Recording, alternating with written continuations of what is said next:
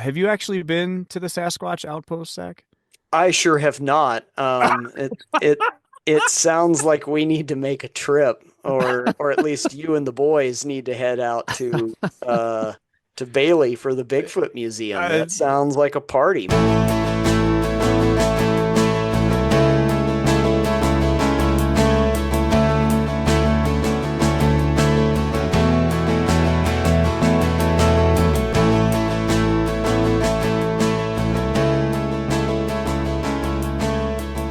Welcome to the Greens and Blues 14er podcast. This episode, Zach parks in the middle of the road. I risk offending our listeners, and we offer up a primer to an epic gateway to most of Colorado's 14ers. Well, Zach, how are you doing? I'm doing well, Eric. I'm actually going to come out and meet you in a few weeks. Are you We've now? Really? yeah. We've talked No, about this. no, I've known that for a while now. I'm looking forward to it. Eric and I are going to attempt a snowshoe ascent of some 13er somewhere. And I have started for that reason and for the reason that my daughter is doing Girls on the Run again and I'm a running buddy Oh, again. cool. Yeah. That's awesome. I don't like running a lot, but I've gotten back to it. And that's been nice. I've also had to increase the amount of yoga I do to compensate for the fact that my hamstrings are like as tight as can be. So Screaming at you? Yeah. they're not anymore. I've been really religious about stretching, and now Hmm. I feel better and I don't have back pain. But for those of you that run and have back pain, I would seriously suggest some hamstring stretches. Like I could not touch my toes for a while, and now I can. So Hmm. Awesome. yeah, I'm really excited to come see you in a few weeks and go snowshoeing. I got some Solomon Tundra Forces snowy boots, and I'm excited to potentially review those on the podcast. Good Yeah. or bad, I'm probably going to review them. I'm going to say something about them. So Yeah. We should do a winter gear review since, yeah, I've gotten a few pieces of gear and you've got your boots and you're going to bring snowshoes too? I've had snowshoes for a while. Okay. I've got those. I mean, I'll need to bring trekking poles, or I need to bring poles of some Yeah. sort. Yeah, I'm gonna have a very full suitcase. I will be checking snow boots and snowshoes. I'll probably have a 40 or 50 pound bag for a 3 day visit, but No, there you so go. be it.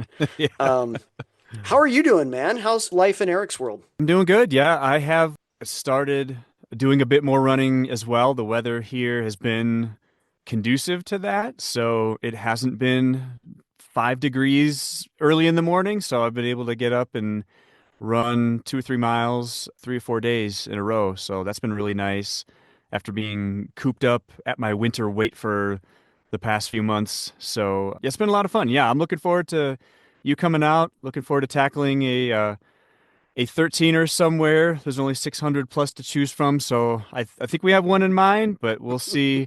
We'll see if the weather cooperates, and it'll be a lot of fun. No, Eric, we're going regardless, buddy. I don't, if it's a whiteout blizzard, I am still going. I'm Oh, here we dragging you. go. We want a story. We'll get a story in a whiteout blizzard, that's for sure. Do you have any specific goals with respect to running? I don't. No, I think I just want to try to. I never time myself. I do want to make sure that I'm getting to at least, probably 2 to 3 miles each time. And I think I can kind of notice if I'm doing it a little faster Hmm. each time. That's probably the only goal I have is to actually have it make a difference. Like Yeah. actually get in better shape, improve the cardio, get to a point where I can actually get on a mountain and not be huffing and puffing the entire time. So I don't have any really hard and fast goals when it comes to running. How about you? Are you keeping track of what you've been doing and how fast and everything? Most of my cardio is on a bike. Yep, for I sure. prefer that, but near the beginning of hiking season last year, I did a couple bike and then run sequences. So like went out and rode 25 miles and then ran like two and a half. The last one Hmm. I did was a 30-mile ride and a 3 mile run, and that was brutal That sauce. sounds hard. The bike ride was fine. Like I'm in way better cycling shape than I am running shape, but that transition, I don't know how triathletes do it. That transition from riding to immediately laying down my bike and running was my body was like, "Whoa, what are you doing?" That was rough. So I'd like to try to do one of those and not die this time. That would be great. I train them both separately, but I'm going to probably have to start doing one and then the other consecutively a little bit. Yep. So, Yep. what are we talking about today, Eric? Well, Zach, let me phrase it this way. I'm going to ask you a question, Zach. If we were to poll a bunch of people, let's say in Denver specifically, and ask them, what route do you think would get you access to the most 14ers, either directly or indirectly? Which road do you think people would say? That is a good question. I mean, you could go down to Springs on 25 and then cut across. What is that, US 24? There's 24, and that actually we'll talk about that in this And episode. that will take you straight to the Sawatch. Mm-hmm. I mean, my considered opinion is probably going down across the 10-mile range and the Mosquito Peaks and then into the Sawatch on a very lovely road, US 285. Yeah. Am I right in saying that? I would wholeheartedly agree. And I'm curious, Zach, you've hiked a gazillion 13ers and 14ers. Do you have any sense of how many times you've driven on US 285? Quite a few because I drive the southern end of it quite a bit too, Mm-hmm. from between Alamosa and Poncha Springs. And then anytime I want to get up to the Mosquito Peaks or 10 Mile Range, I'm taking that way too. Yep. I mean, I've driven that road a lot, and not as much as I've driven I-25 in my life. I've spent some time on that road, but yeah, I've driven it quite a bit, and it's one of the most scenic, lovely, diverse, like from San Luis Valley north up over into Poncha Springs and then into Salida and then eventually into Buena Vista and then over then to Fairplay and Alma and then on. Hmm. It's a gorgeous drive. Like it's It is. so, mountains and valleys and high mountain, pinon, juniper through South Park. It's just great. It is. So It's a beautiful area. how many times would you say you've driven that? I don't even know. It's dozens for sure. Part of the struggle I have is so I live in South Metro Denver. I've gone from 470, kind of the quasi beltway Hmm. around Denver. So I've taken that and I've taken the eastern side of 285 down to Buena Vista. But I've most often taken that journey in the dark because I've gotten up at like 2 in the morning Yeah, and taken the road down. and met me in a parking lot in Buena Vista at That's right. 5:45 in the morning. We won't specify which parking lot, but yes, Yeah. we've met there several times. So we'll give a bit of a primer to US 285 and the access to lots of 14ers and 13ers, the towns along the way, even maybe a few little hidden gems along the way too. Completely agree. 285 is a beautiful journey from West Denver all the way down to Buena Vista and then going south from there through Poncha and the Salida area and even down towards the Sangres. It's a really pretty drive. This is unique. We've never done an episode like this where we profile a road and its Yeah, access points and what it means. So we're going to start from Denver and work our way south, right? That's yeah, how we're let's do doing that. this. Okay, so we leave your home at an unspecified location in the Denver metro area. Walk me through what that looks like, Eric.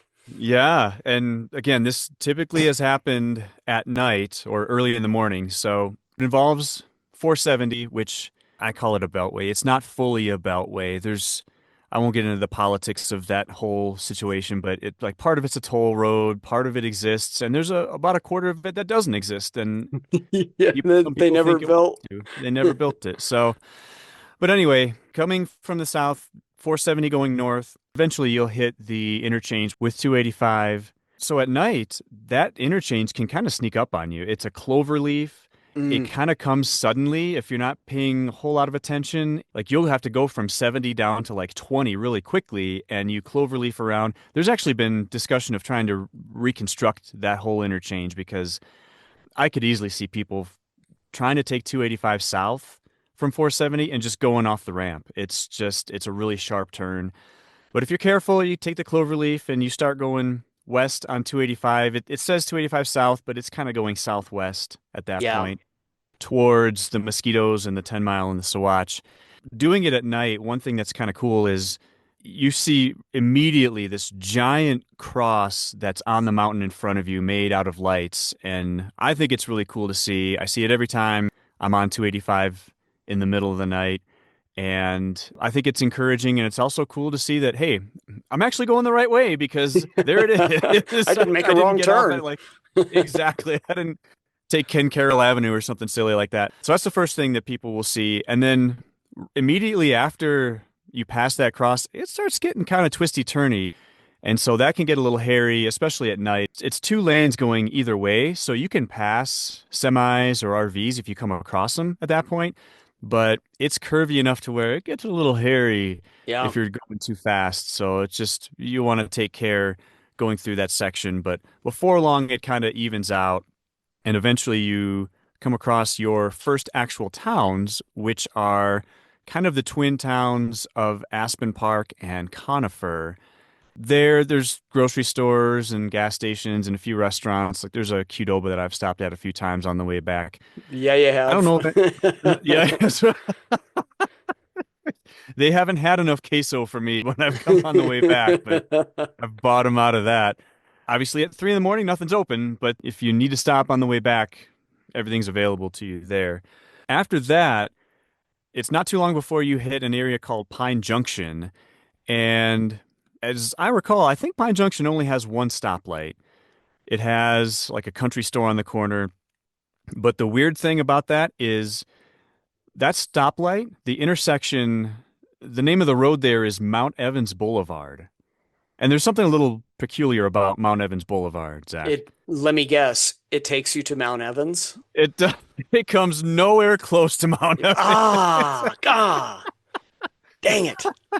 Thought I I had it. actually I looked at a map and it turns into like Hidden Valley Ranch Boulevard or something like that. Mm, If you take that all the way to the end, you're probably still about 10 miles from Evans or Blue Sky as the crow flies, but that road goes nowhere near Colorado 103 or the Mount okay. Evans Road. So, Okay.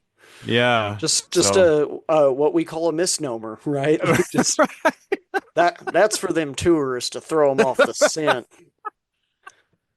That'll keep them from going where they need to go. that's Get right. stuck in the Hidden Valley Ranch is actually like a CIA black site or something, right? Like Yeah, the right. Yeah, it's like Area 51 or something. It's like yeah. you go there and you don't come back, something like that. So from Pine Junction, you eventually make your way towards the town of Bailey. So we're not stopping at these towns a whole lot to talk about highlights. I think those kind of come generally further down on 285, but there are a couple things interesting about Bailey. So the first thing is, as you're going southwest on 285, you'll hit a place called Crow Hill, which is right before Bailey. Crow Hill is pretty stinking steep. Like, if you drive on 70, they will tell you to downshift as you're driving Hmm. downhill, losing elevation, and just to save your brakes. Yeah. Crow Hill's not long, so you're not going to like lose your brakes by going down the hill, but you might want to downshift anyways just to help yourself because that's a pretty steep go. And then going back, it's like I have to be in like second gear to get up that hill. Oh So wow. it's a little nutty. To me, one of the highlights about Bailey, and I didn't realize this until I talked to my buddy Carl from the Backpacking and Blisters podcast, but as you're going down Crow Hill, you kind of get to the bottom and turn kind of sharply to the right, and you'll pass like a gas station and a couple other places. If you go too fast, you'll miss a place that's called the Sasquatch Outpost. Yes. As I understand, it's the only Bigfoot museum around. I've never seen another Bigfoot museum. So obviously at 3 in the morning, it's not open. Eric, But just even because you haven't seen them doesn't mean they don't exist. well, I don't know. It's they've got enough signs and Yeah. statues and stuff up in there, but I've never actually gotten to stop there because every time I'm coming back, by the time I'm back, I'm It's too on the late. road. It's too late. I'm there at like 4:23 and they closed at 4:10 or something like that. So I've Never actually gotten to stop there. I hope that I have the chance to do. Have you actually been to the Sasquatch Outpost, Zach? I sure have not. It sounds like we need to make a trip, or at least you and the boys need to head out uh to Bailey for the Bigfoot Museum. Uh, That sounds like a party, man. that's it sounds interesting. I don't know. Uh, yeah. So eventually you'll pass Bailey High School as well. That's Hmm. you can't miss that on the right. After the town of Bailey, you'll come across some really, really tiny small towns. There's historic Shawnee. You'll see signs for it. And then you hit the town of Grant. So near as I am recalling, again, I've driven this mostly at night going in this direction. I don't see a whole lot of signs in Grant for Guanella Pass, but I know that it's there. Like Yeah, I'm taking that's the Guanella southern Pass. end of that Guanella Pass Road that It starts. is. The other side starts off of I-70 north of Yep. there. Going Yeah. through Georgetown. Yep. Hmm. So I don't know how well it's signed, but it might be signed. Who knows? And in the afternoon, I know there's often like a beef jerky stand that you can. I shamefully have never stopped there, but it's always on the corner there of 285 and Guanella Pass. So you can take that north and eventually get to the trailhead for Bierstadt if you're so inclined. That's actually a nice place too during the fall to go see the fall colors change Yeah, there's a for the lot of good aspens. aspens around there. hmm One thing that's weird is I remember in the summer of 2024, so my family and I typically every 1 or 2 years we try to go see the fall colors change, and we often have gone to Guanella Pass to see that happen. But I remember that summer I saw some articles where like it was so crowded that people were parking in the middle of the road on Guanella Pass. Like you're supposed to, Oh, there's a few wow. spots you can park off to the side and find the shoulder, but people were actually stopping their cars on the road and then going to see the trees and blocking people in effectively. So we passed on Wow. that this year. Yeah. That that's one thing that we'll probably have to talk about when we get to fair play here, but the Mm. like on weekends, the amount of traffic going out on the beginning of a weekend that jams up near fair play, and then the amount of Oh yeah. traffic going back to Denver at the end of a weekend, especially a holiday weekend. US 285 has gotten to be very crowded at times, and traffic jams in the middle of nowhere kind of stuff. Pretty crazy. Yeah, pretty It's like much. when I Yeah. lived in Los Angeles, I'm like, what? Why am I in a traffic jam in the desert? What's going on here? So Yeah, it's kind of crazy. Well, hopefully this coming summer, hopefully that doesn't happen again. Hopefully people have yeah. learned their lesson. Well, and a lot of it's that intersection that they've had under construction in Fairplay for many, many years. I know they're widening Yeah. it. So It's it's still under construction, yeah, that's which is right. kind of wild. So after Grant, where are we headed now? So after Grant, you approach probably my favorite part of this stretch of 285 from Denver to Buena Vista. So you eventually will cross the Colorado Trail. So Hmm. there's signs for that, and there's like parking lots on either side of 285, and don't hit anyone with a backpack crossing the street. But as you approach Kenosha Pass, which is right after that, you kind of make this hard right-hand turn and you start going downhill, Hmm. and the view of the valley below that is stunning. I think Yeah, it's it's a great view. beautiful. It's such a good view. I think there's multiple scenic overlooks you can stop to Hmm. take a look. I honestly think, and even though I've done this mostly at night, the times when I have done it during daylight, it's spectacular. And I think it'll rival many views from the top of a number of mountains in Colorado. It's just Hmm. so dramatic and so pretty. Yeah, you kind of overlook the Terriall Mountains. Lost Creek Wilderness is in that area. My favorite 12er, Bison Peak, is kind of hiding in back in that Yeah. area. But yeah, that view is just it's spectacular, and I love it every time I get to actually see it in the daylight, which isn't very often. It's phenomenal. Yeah, that's a really beautiful section. At that point, it's kind of opening up to views of the Mosquito Peaks, hmm and you're starting to see kind of what you've got ahead of you, which is really kind of this gateway to Colorado's 14er country. Yep. So from there, you'll pass through the town of Jefferson. You'll kind of get down to the bottom of the hill and it'll curve to the left, and you go through Jefferson. I think there's a blinking yellow light in Jefferson. Maybe there is. I don't know. I don't remember. That sounds. What was that band with Jacob Dylan? What was Oh, the wallflowers. Yeah, that sounds like a Wallflower song. I know it's one headlight, but maybe one stoplight could be Yeah. the theme there. Is that your song for 285? Is One Stoplight by the It Wallflowers? might be. I got to think of those lyrics, but yeah, Sixth Avenue Heartache, man. That's what it's Yeah, all there you about. go. Yep. You know, When you're kind of going through Jefferson, like you said, the view opens up and you can actually see north of 285. You can actually start seeing some 13ers. hmm I think you can see Silver Heels kind of in the distance at that point.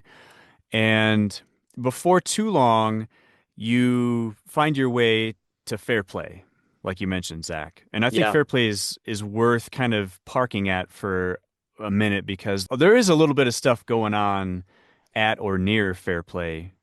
Home of the burro race, I believe. The Get your Burro race? Yeah, they Oh, well, I don't know if they still do it, but it used to have the Jack Burrow race there is get your ass up the pass. oh yeah, I Yeah. remember that. Yeah, I've Yeah. heard of that. So I didn't know that was in Fair Play. I thought that was farther south, but Yeah, okay. I'm pretty sure that's Fair Play. So, yeah, Interesting. a Okay. lot of fun. Fair Play's got a lot of cool shops. Yep. You and I have eaten at a couple restaurants there. Mm-hmm. We ate at, did we eat at Otto's? Is that the We name of it? did. Yeah, Yep. that's good stuff. It was Nice good. fried chicken. Yep. They have public restrooms, which is always delightful. It's a, and that's at my age, that's about the right time for me to need a public restroom, so it's Right? perfect. Yeah, because then if not, you might be finding a non-public one. Yeah, So, I've had to do that too occasionally. yeah, Fairplay is a really cool little gateway town to what lies both north and south of it. So you mentioned Otto's. There is one other restaurant I've eaten at there, and Really? this past winter I tackled Pennsylvania Mountain, hmm and that was a whole adventure in and of itself. It shouldn't have been because that's barely a 13er, but in the wintertime it was a little bit of a thing. But on the way back, I went to a place called Casa Sanchez in Fairplay. So it's right on Route 9 as you're like you said, you can go north from Fairplay on Route 9. So that's where it was.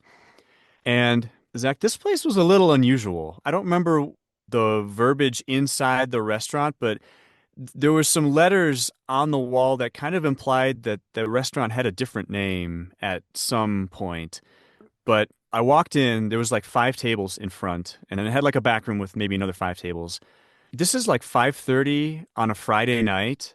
I was literally the only customer the entire time I was there. Oh, And it had good reviews, so I'm like, well, I'll stay here. how was it? Well, so they had, I swear they had like this deli case. You remember the old Baker Square restaurants that had like the pies that Oh, would yeah. sit in a like a case in front? I swear they had something like that.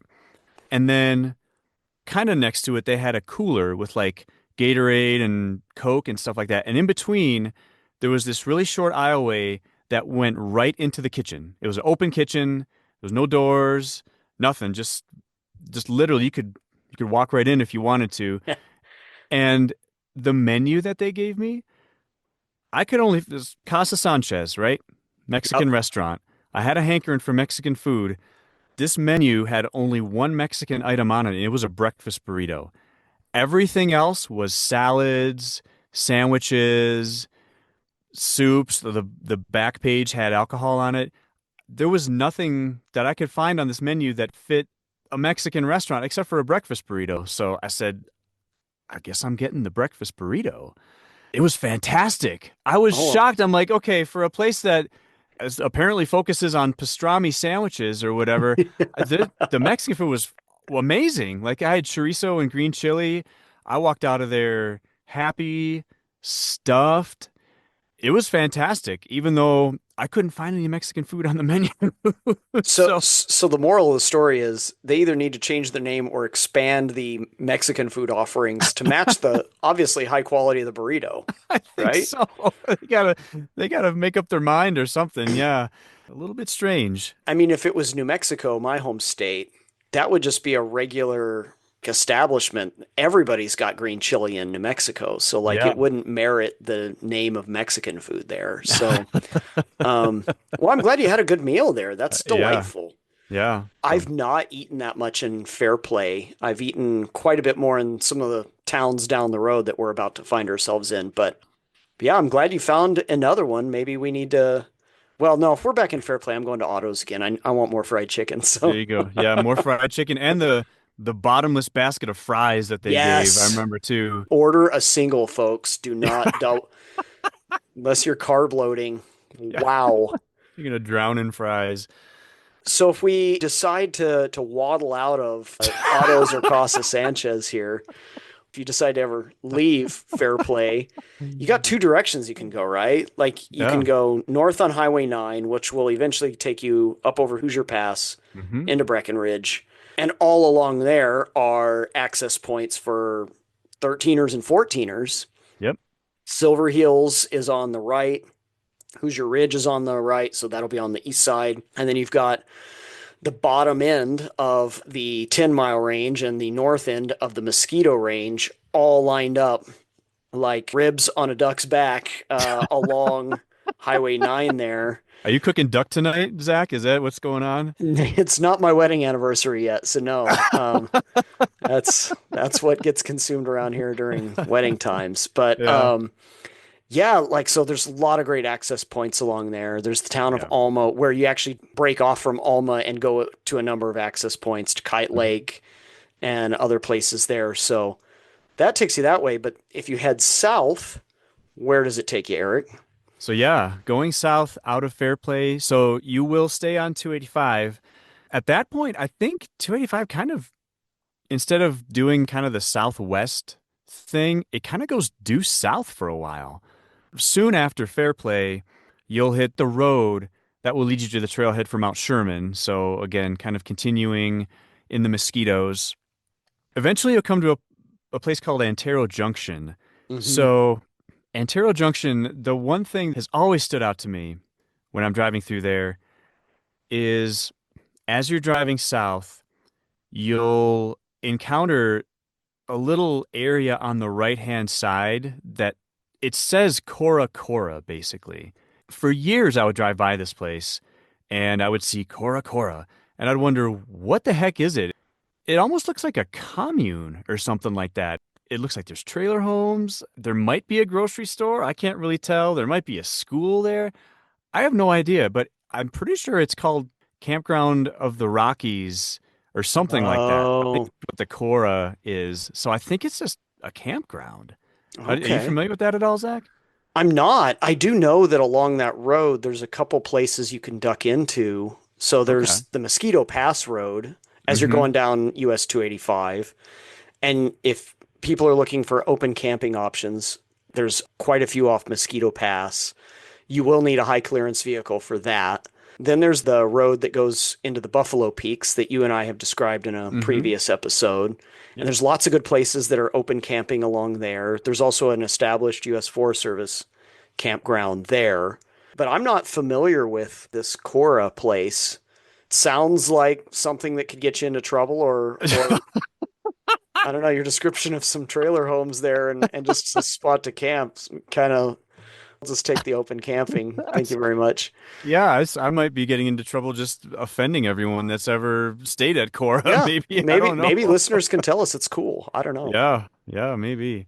Always driven by that. And what on earth is this? So eventually you pass that. And then, so Zach, you mentioned Route 24 Hmm. coming up from Colorado Springs and Woodland Park and that area. So beyond that, 24 actually joins up Yeah. with 285 for a short period. At that point, it gets a little twisty turny again. It's not Hmm. terrible and it doesn't last very long. Off to the north or to the west, as you're driving along that twisty turny road, Hmm. it's essentially the Buffalo Peaks Wilderness that you're Yep. kind of on the southern end of. But there's also the 10-mile recreation area Oh. that's right outside of Buena Vista. It's kind of to the east of Buena Vista, north of Johnson Village. Since it's a BLM area, there's a lot of open camping there too. Oh, okay. And if people are going out and they're trying to drop elevation for a night or two, that's lower. That's at like 7,800 feet. somewhere around there. It's not quite as high up if you want to sleep a little lower and have a little drier, warmer air. That's a nice place. There's a lot of places to camp along there as well. Okay. So you brought your tent and kind of hung out in that area for a bit then? A number of times when I've met you actually in Buena Vista, I've that's Hmm. where I've camped is Okay. the 10-mile recreation area. It's a pretty nice spot. It's not maintained in any way. You do need high clearance for it, but you can get around in a Subaru just fine. Tends to be pretty quiet. Yeah, I like it. And it has proximity to Buena Vista, so if you need to go get something, it's right there. It's right there. Yeah. Well, it might not be quiet for long now that you've shared that secret with our listeners here. Oh no, there's plenty of people with ATVs that are very familiar with the area. Okay. Awesome. So Johnson Village, there's like lots of whitewater rafting companies Mhm. there. It's the Arkansas River, if I'm not You're about to mistaken. cross the Arkansas right at Johnson Village. Okay. That's what you're headed towards. Okay. So then after Johnson Village, you hit a major T. And so at that point, you're making a decision. Am I going to turn right at this T and go towards Buena Vista, or am I going to turn left and go towards more like Salida? So Hmm. you can access a ton of 14ers either way. It just depends on which ones you want to get to. That's really the crossroads of the Sawatch right there, man. It is. Yep. And somewhere, I didn't write this down. I should have. Somewhere upstream of that, like maybe just beyond Antero Junction, you actually on the road, you will begin to see Mount Princeton, Yeah, and it's a pretty dramatic because Princeton's quite prominent. It's yeah. There's nothing else that's like immediately around it. As you come around the bend, you'll see Princeton come up and you think, holy cow, where did that come from? Like previously, you're looking at 9,000 foot little bumps and hills off of 285, and then Princeton just comes out of nowhere, and you're like, holy cow, look at that. Princeton and Yale open up, and then when you get to the Mm-hmm. junction with 24, you can see to the south, you can see Antero, Shavano, Tabawatch, and then if you Mm-hmm. look to the north, you can see Harvard and Columbia. And if it's a clear day, you might be able to stretch your eye out to see Massive and Yale. Mm-hmm. So views really open up Yep. there, and you just have a real pretty view. You've come off the spine of the 10-mile and Mosquito Peaks, and now you're on the spine of these cool Sawatch Peaks that just line up. The collegiate wilderness is just right there in front of you. Yep. It's pretty awesome. And if you do decide to turn right on 24 and go north, like you said, that spine, that's going to be to your left the entire way that you're going Yeah. up 24. It's just 14er after 14 or 13er after 13er. You just see mountain after mountain after mountain, and sometimes they're signed. Like sometimes they'll Hmm. show, Mount Yale elevation, and Yeah. then it'll point to the left. So it's You a know, my pretty favorite fun peak along view. that drive to look at is actually not a fort. It's Mount Hope, which you and I have hiked, Oh yeah, yeah, yeah. because it's got Yep. that cool hump on the top, and Mm, it's so distinctive to me. I always notice it. yep. You're like, oh yeah, we did that one time. I, That's near the Colorado Trail, right? That's You can yeah, access it from there. you can from the Colorado Trail cuts like kind of goes directly to the east of it, and so you Hmm. can catch it. You can access it from the north or the south via the Colorado Trail. Because you and I saw a bunch of people running up and I down think the we got Colorado I Trail. think we got ran over by some of those trail runners on the trail. Just about. We need to do an episode about that, just how humbling that was. Um, but I take it since we're sticking to 285 here, we're at the junction. So if you go north on 24, the world opens up to Collegiate Peaks, and then if you Hmm. decide to go west at some point on Colorado 82, you can go to Independence Pass and the Yep, Elks, you got it. or you can keep going north and go up over Fremont Pass. Then you can see out to Holy Cross Hmm. and you can see the 10-mile range. Yep, But we're going to keep going south that's because right. we're on US 285 here. That's right.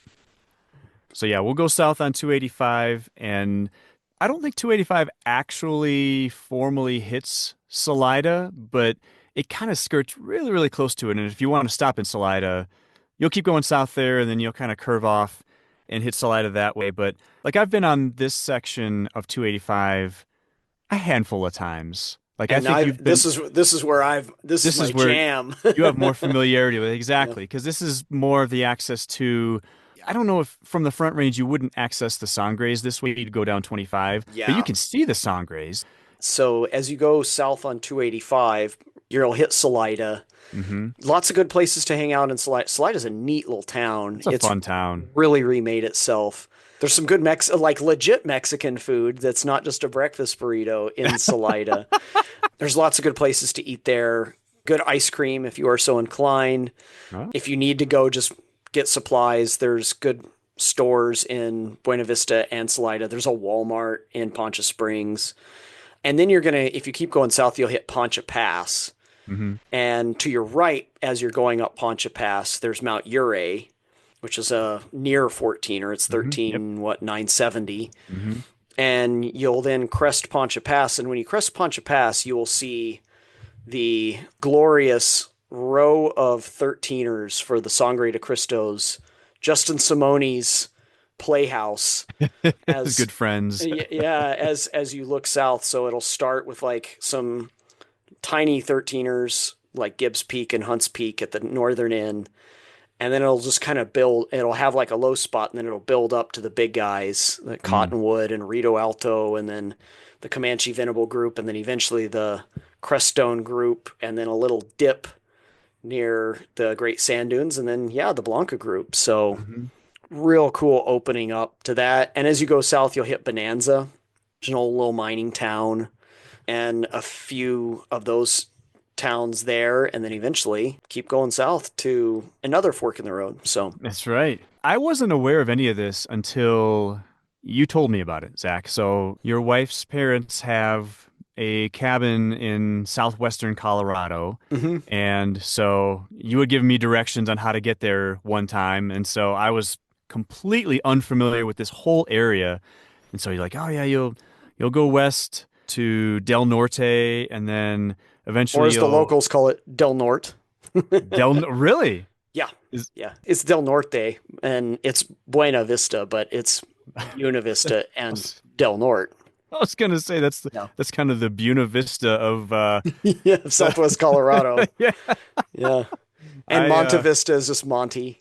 But oh, yeah, okay. you'll go there, and then like from there, you got a decision to make too. You can go south Mm-hmm. into Alamosa, Yep. or you can go west up into the San Juans, and from there, like you can go into.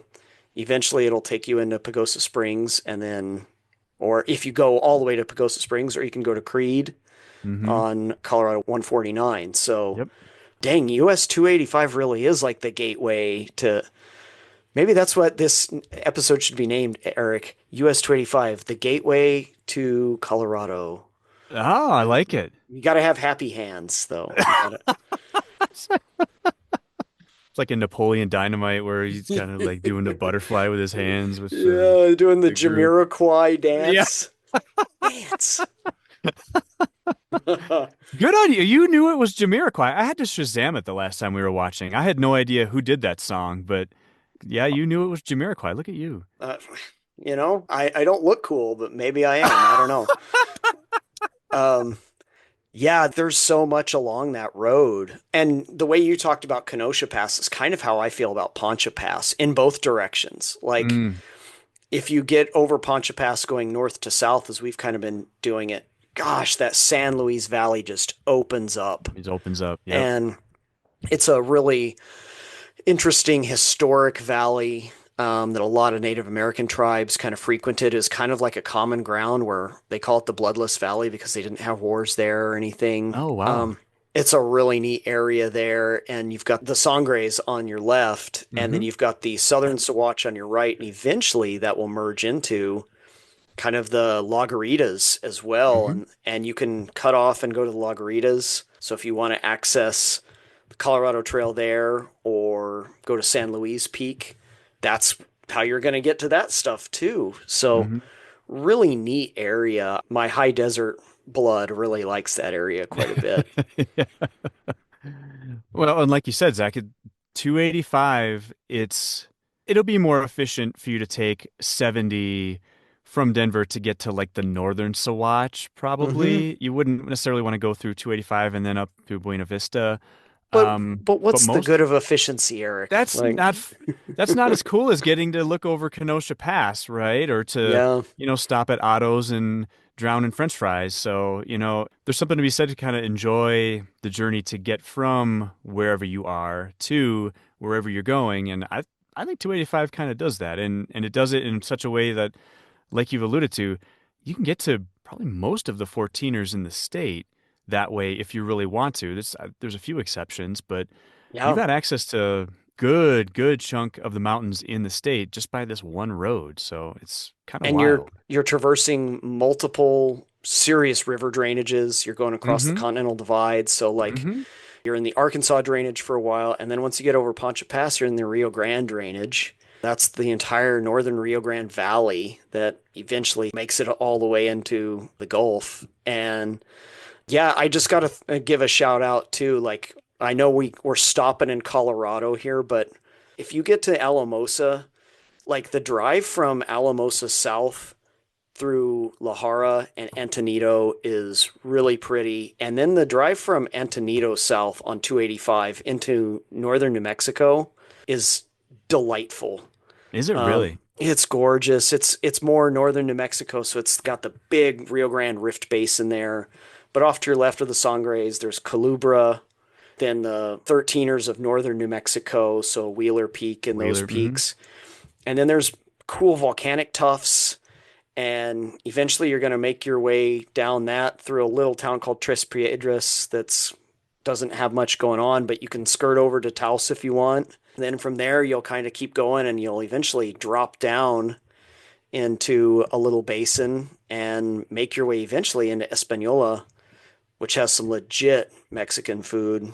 And I just got to say that. But uh, Repping it. yeah, yeah. And then eventually Santa Fe is where 285, eventually it takes you to the plains. Yeah. But that's a really fantastic drive to go that way through northern New Mexico. It's beautiful there. I think you've inspired me to take a road trip because I've always just stopped at like the Del Norte area and, Yeah. and gone west into the San Juans. I've never gone south from there to, closer to the border and then down into New Mexico. That sounds like it could be a fun trip. Oh, a fun trip with the family too, if you ever want to do it, is so when you get to Antonito, US 285 splits and 285 continues south down into New Mexico and Tres Piedras. But you can also go to the west and go towards Chama, New Mexico. Oh, yeah, yeah, yeah. And that is a windy, beautiful road, and you parallel an old narrow gauge railroad that goes from Chama to Antonito. Chama's beautiful. That's a beautiful drive, especially in late fall when all the colors are done in central Colorado. Yeah. They are cooking down there. Beautiful, Interesting. beautiful drive. So, yeah, Hmm. lots to see. That's pretty cool. Do you have an estimate? Because I know one time you and I were hiking in the Sangres, and after we were done, gosh, so obviously south of Buena Vista, but Mm-hmm. you were driving immediately to Taos. Do you have a thought on how long it generally would take to get from, say, Buena Vista down 285 to Taos? What do you think? From US 285 in Buena Vista to Poncha Pass is like 30 minutes, and from Poncha Pass Hmm. to Alamosa is like an hour. And then if you want to go directly to Taos from there, you would cut over through Fort Garland, which is another 25, 30 minutes, depending on who's driving in front of you. Um, that's a couple hours. And then from there down to Taos is like an hour and 20 minutes. Oh, okay. Um, so about 3.5 hours. Okay.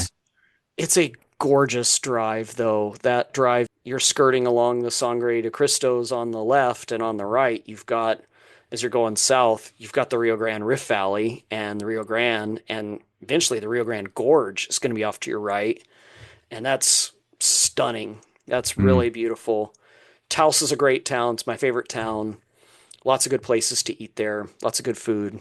Can't say enough good things about Taos, but yeah, I mean, that kind of takes us through US 285 and the glories therein.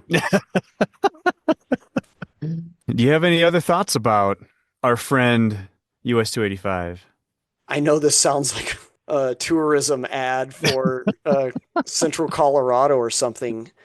it's good for a bunch of different things, right? Like Mm. we're a hiking podcast, so we're just talking about just a great road that accesses a lot of stuff and is really scenic, but just as a place to drive and get out, there's all these cool little side trips off of it to, Hmm.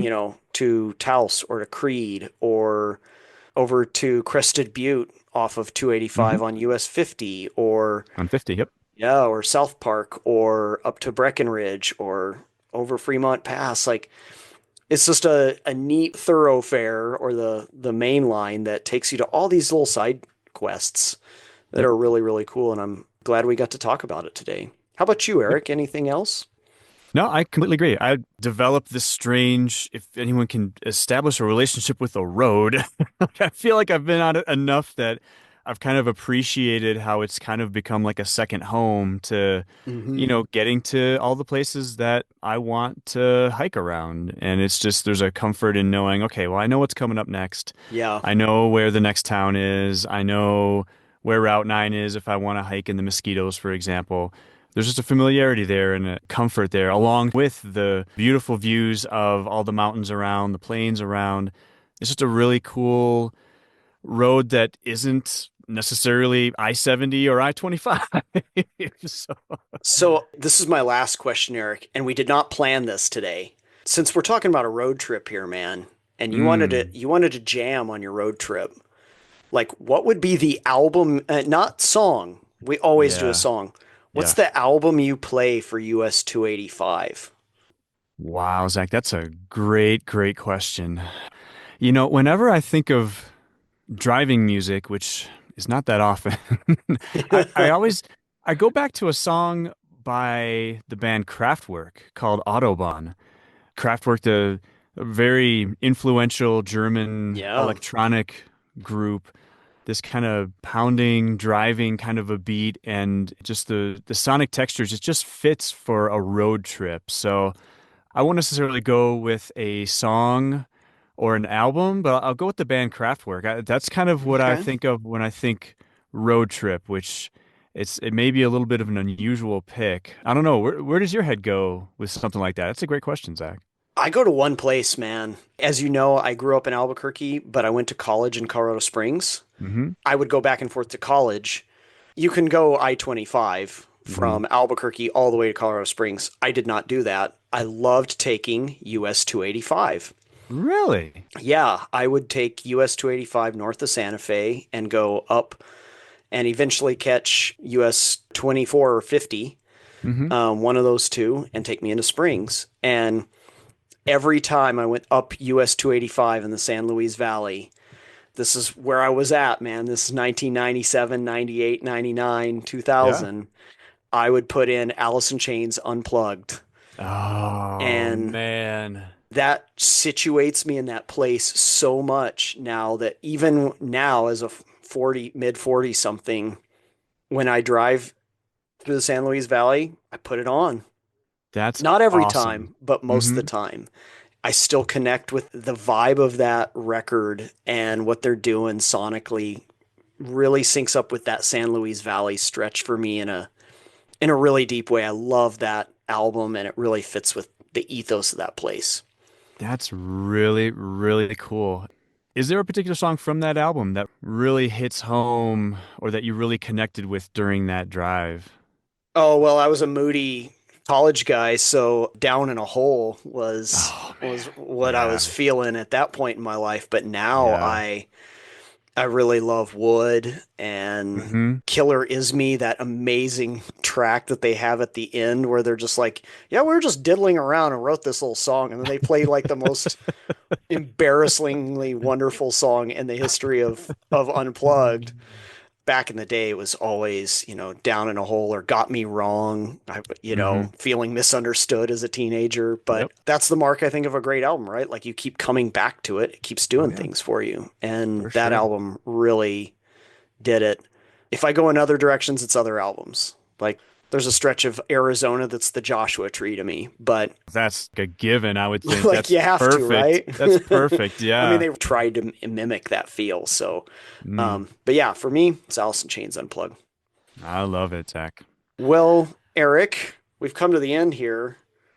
Do we have anything we want to tell our listeners? We do. So before we get into how our listeners can reach out to us, I, I don't know, Zach, how do we want to introduce what we think our next two episodes are going to involve? If things work out the way they should and the way we have planned them, we've got two big episodes coming up with, I'll just put it this way, an interview with a couple people that we have referred to on this podcast. This would be like, I'm going to die after we talk to them. So if it works out, if it doesn't work out, we're going to cut this part out. That's right. We're going to edit this out if But if it works out, hopefully we've got something really cool forthcoming for you guys. we're looking forward to it. And yeah, I happen to own two books from these people. And I know you do have multiple books from them too. I don't know if I'm giving away too much, but we're hoping that that's who we get to talk to on our next two episodes. Excellent. Well, until then, if anyone wants to reach us, Eric, how do they do so? They could email us for those that like email. We have an email address at greensandbluespodcast@gmail.com. For those that are on the socials, we are on Facebook. We have a Facebook group. We have a YouTube channel with a number of long and short videos. You are on the app Blue Sky at Zach Simpson. Are you still on X, or is that like kind of done? I am. I'm increasingly getting off of it. It's become just a cesspool of fighting videos and uh, bots. What? It's just it's become and like anytime you make any kind of comment on there, there's just like I don't do politics on X or anything, but like yeah, it's just become a really bad place. But Blue Sky hasn't built up a critical mass of people yet, so Hmm. you know maybe I should just get off them both and live my life and touch some grass. But Oh my gosh, man, maybe I'm just old. Fighting videos? Really? That's oh, a there's thing? so much of that. Like it's the TikTokification of Twitter. It's just like Um, I think probably 6 months ago I saw like some guy at a grocery store, get into a fight with somebody and I clicked on it or whatever, and now that's all I see is just like CCTV videos of people fighting. oh my That's gosh. Okay. ridiculous. So anyway, prefer Blue Sky. Or if you want to do the spade work, you can Google me and figure out who I am, and you can actually email me at my institutional email address. So, Yeah, there you go. well, until then, I hope everyone here is having a great spring, and we look forward to talking to you again soon.